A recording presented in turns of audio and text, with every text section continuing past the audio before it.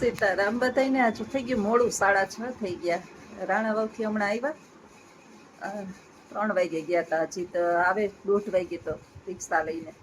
પછી જઈમાને કાં થોડું ઘણું વાસણ ને કરીને સીધા નીકળ્યા કામકાજ કરીને. તો 3 તો થઈ ગયા હતા. 3 સવા 3 પહોંચતા પહોંચીએ રિક્ષા લઈને જઈએ તો સ્કૂટર રિક્ષા એને મેળ જ રિક્ષાનો જ મેળ આવે. સ્કૂટર છે એક્ટિવા પણ લઈને કોઈ દી નીકળીએ નહીં. રિક્ષામાં મજા આવે. જે વાહન માણસ જે હાંકતું હોય ને એને ઈ જ વાહન ફાવે. હું વાહે કકડ બબડ કરતી બેઠી જાઉં. આપણું જીવન છે ને સાદું છે. હાલીને વયા જઈએ, સાયકલમાં બેસી જઈએ, સ્કૂટરમાં બેસી જઈએ, રિક્ષામાં બેસી જઈએ, ને ગાડી હોય તો ભગવાને ગાડીમાં બેસી જઈએ. ઈશ્વરે જે છે ને એ જીવન સાદું ઈશ્વરે આપ્યું ને. ભગવાનને યુગ યુગાંતર પ્રાર્થના કરું કે ઈશ્વરે એક દિવસ સોનાનો મહેલ બનાવ્યો ને તો એ જીવન મારું સાદું અને જે અભિમાન મારી અંદર નથી ને એ કોઈ દિવસ આવવાય ના દે. તો બસ આટલું એક તારી કૃપા રાખશે મારી ઉપર. અભિમાનને ગમે એટલું ઈશ્વર આપે.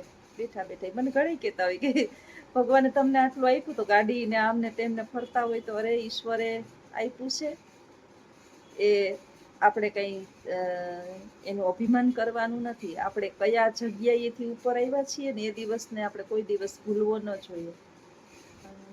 બહુ મોડું થઈ ગયું. 6:30 થઈ ગયા હતા. થોડીક વાર તો વિચાર આવ્યો કે આજ કોઈ વિડીયો નથી બનાવવો, પણ હવે નવરી છું. અને જસોદાબેન કહે કે તમારે જસનાબેન વિડીયો તો મૂકવાનો જ. એક બેનને નિધિબેનની કમેન્ટ આવી હતી કે તમારા વિડીયો જોવાની બહુ મજા આવે છે.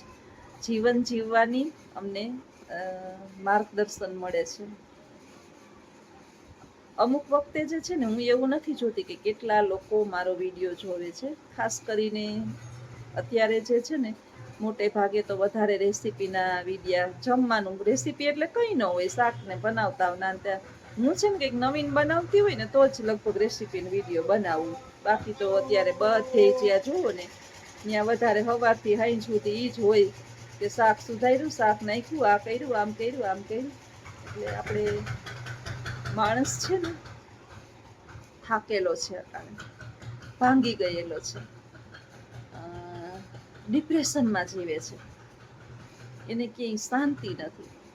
અને એમાંય આપણે જે છે ને એ રૂટીન લાઈફ જ કાયમ આપીએ તો જીવન 5 જણાનું સુધરતું હોય અને આપણે કંઈ જરૂર નથી કે એમાંથી આપણે કરોડો રૂપિયા પ્રાપ્ત થાય.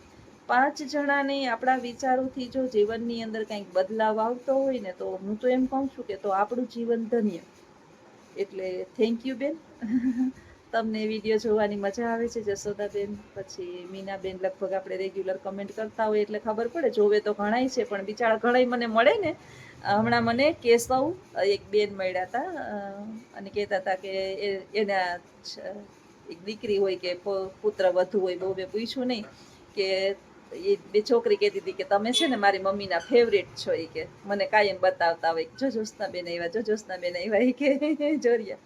એટલે આવા ઘણાને કમેન્ટ કરતા ના આવડતી હોય, પછી ઘણા જે છે એને બીજું કંઈ લખાણને કરતા ના આવડતું હોય, પણ એમ જ વિડીયો જોતા હોય અને આપણી રાહ જોતા હોય તો ક્યાંક ને ક્યાંક આપણા વિચારો લોકોને ગમતા હોય છે. હવે એક માણસ આપણા વિશે ઘણા સોશિયલ મીડિયાની અંદર જે છે ને આજે ઘણા સમયથી હું જોઉં છું, આ છેલ્લા 3 કે 4 વર્ષથી હું જોડાયેલી છું ને, તો એક કોઈ ખરાબ કમેન્ટ કરે તો ઉશ્કેરાય અને એના પ્રત્યે અનેકો જે છે ને પ્રત્યુત્તર આપે.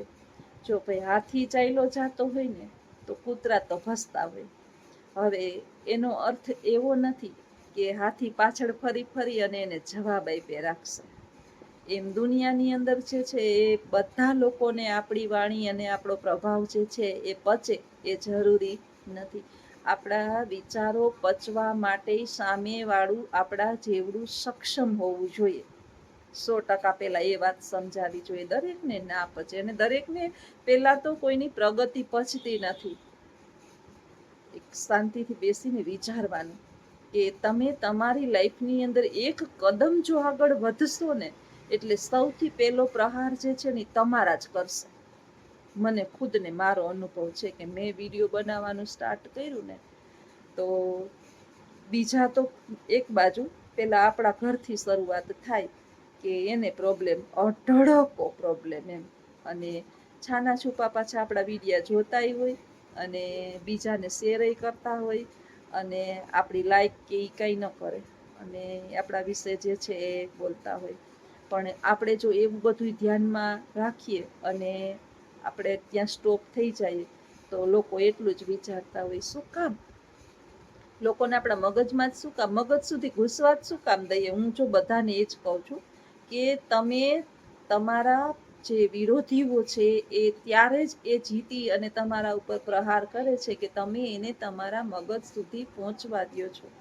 જેટલું જેટલું લોકો આપણા વિશે આપણી જે છે એ સાબુ વગરના ધોતા હોય એટલું એટલું એને વધારે ધોવાનો મોકો આપો, એને બાળો, એને એ વાતની તકલીફ થવી જોઈએ કે સાલું આને તો કઈ વાતનું સુખ છે. તમે જીવનની શૈલી બદલાવી નાખો, તમે એને ઇમ્પોર્ટન્ટ ન આપો.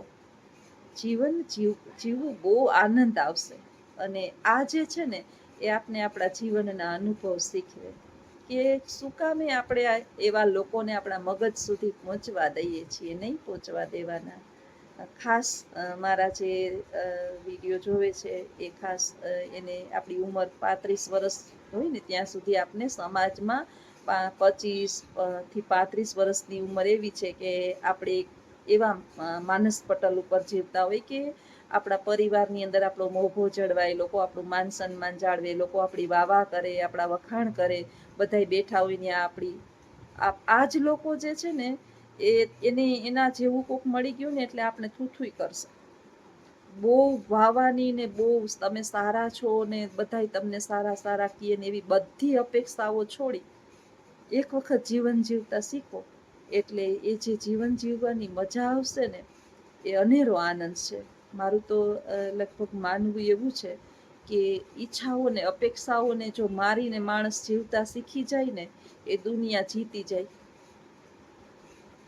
છેલ્લા ઘણા વર્ષોથી મેં મારી આત્માને સમજાવી દીધી છે કે આ દુનિયાની અંદર આખી પૃથ્વી કદાચ તમારી વિરોધ થઈ જાય ને આખી પૃથ્વી તમને કોઈ કંઈ મારી નહીં નાખે, કોઈ કાંઈ ફેર ન પડે, કાંઈ કોઈ ફેર જ નથી પડતો દુનિયાનો. અત્યારે મહીપતસિંહનું ફાઉન્ડેશન તમે જુઓ એની પાછળ આખી દુનિયા પડી છે કે જ્યાંથી ત્યાંથી લઈને સેવા કરે છે ને આમ કરીને સેવા કરે છે ને માગીને સેવા કરે છે ને અરે તમે તમારા મા બાપને કાઢી મૂક્યા છે તો અહીંયા હાચવે છે ને તમે એક વખત રાખીને તો જુઓ, તમારાથી તમારાય હચવાતા નથી. એના જેવો તો દરબારનો દીકરો થાવો કઠણ છે ક્યાંય. ધન્ય છે હું તો એમ કહું કે યુગે યુગે એની માએ કેટલા ભવના પુણ્ય કર્યા હશે કે એને એના જેવો સંતાન પ્રાપ્ત થયો. ગમે ત્યાંથી માગી ભીખીને કરે છે, કરે હાચવી તો જુઓ 4000 માણસને હાચવીને બેઠો છે. એ ભલે એવડા સંકુલ એને ઊભા કર્યા છે. આ જવાબદારી હાચવવી. એક દિવસ આપણી ઘરે 5 માણસ આવે, 5 વિચારો, તે દિવસે આપણું આગોતરું આયોજન થઈ ગયું કે આ વસ્તુ લઈ આવીએ ને આ વસ્તુ લઈ આવીએ, દૂધ વધારે લઈ, વિચારો 4000. ત્યારે કલ્પના તો કરો આ માણસની. હું તો એમ કહું છું કે પૃથ્વી ઉપર ઈશ્વરે આવા ભગવાનો રાખ્યા છે, ગમે ત્યાંથી ભેગા કરતો હોય અને ગમે એવા એને ડોનેશન એને બધા આપતા હોય. આ કરવું કઈ નાની માના ઘર નથી, પણ જ્યાં પથરા મંડાતા હોય ને ત્યાં આવા હળેલા મગજવાળા પાણા મારવા વાળા હોય ને હોય જ છે. ઓલા બિચારા ખજૂરભાઈની વાહે પડે, પોપટભાઈ છે, કેટલા પૃથ્વી ઉપર સારા માણસો છે. આ ભ્રષ્ટાચારી ભ્રષ્ટાચાર કરે છે ત્યાં જાવ ને તમારે ભગવાન તેવડ હોય તો.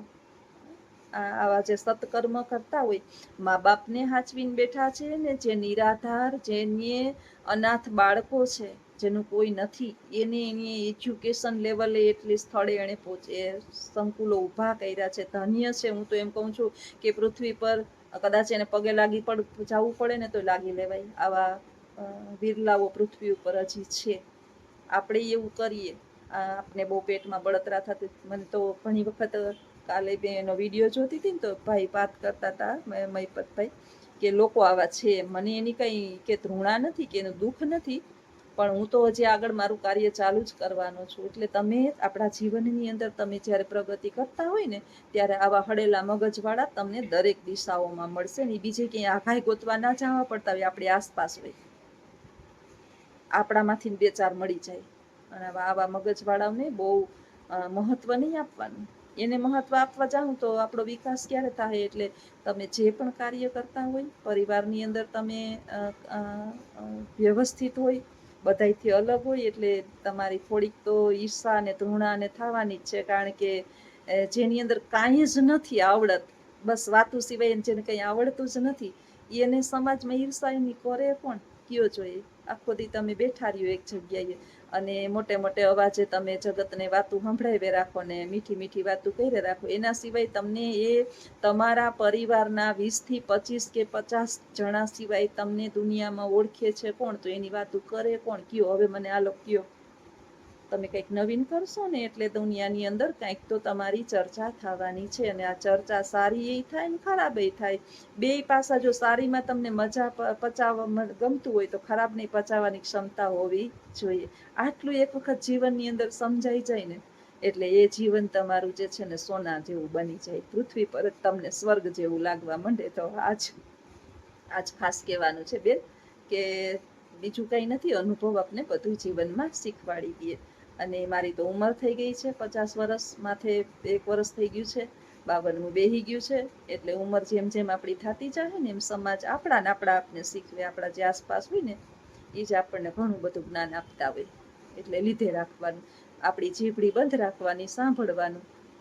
આપને લાગુ પડે છે અને કદાચ ક્યારેક એનું આપણે લાગુ પડતું હોય તો જીવનમાં ઉતારી લેવાનું કે ના ના બરાબર છે. આને કીધું ને એ આજે મગજમાં ઉતાર્યા જેવું છે. હા જો આ હું ભૂલ કરતી હતી એમ તો મગજમાં ઉતાર લેવાનું. એમ નહીં કે આપણા દુશ્મનો આપણે ક્યારેક બોધપાઠ કરાવી જતા હોય, અને જેવો જેમ લાગે કે આપણે લાગુ નથી પડતું તો સાંભળી, અને ભગવાને 2 કાન શું કામ આપ્યા છે? કાઢી નાખવાનું, મગજની અંદર નહીં રાખવાનું. ખોટું એના ઉપર આપણે એને મગજમાં રાખીને આપણા મગજની નીંદર બગાડી, આપણી ચેન આપણે ખોઈ બેસીએ અને આપણી હેલ્થ બગડે કોઈના કારણે, યોગ્ય ગણાય નહીં. તો આવજો. જો આજ તો થઈ ગયું બહુ મોડું ને વિડીયો થોડોક તમને મોડો મળશે. આજે 7, પોણા 7 જેવું થવા આવ્યું છે. અત્યારે ઘડિયાળમાં અપલોડ કરીશ ને ત્યાં તો 7 જેવું થઈ જાય. તો આવજો બધાય. સીતારામ. બસ હિંમતે મરદા તો મદદે ખુદા. આપણે હિંમત નહીં હારવાની.